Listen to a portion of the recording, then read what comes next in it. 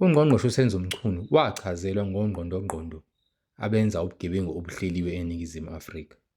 Kodwa asizwa izinkulumo azikhulumayo ukuthi wenzani ukuthi kuboshwe labo ngqondongqondo.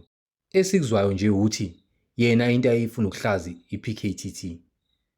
Kusafanele uNgqongqoshe achazele izwe ukuthi after esetsheliwe-ke ngendaba yongqondongqondo abenza ubugebengu obuhleliwe, yini ayenza njengongqongqoshe ngaphandle kokuthi alwelwe ukuthi kuhlakazwe i-PKTT, nanokuthi kwakuyisiphi isizathu esibalulekile sokuhlakaza i-PKTT, i-task team eyenza umsebenzi omkhulu wokuphenya nokubopha enempumelelo enegalelo elihle emsebenzini wamaphoyisa. On that day,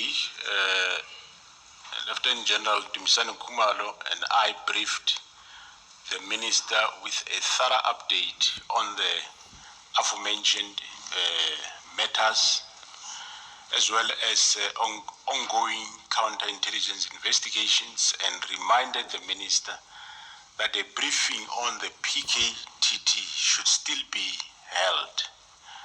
The briefing included an identified syndicate with significant influence and all connections, particularly and all within law enforcement and the criminal justice system.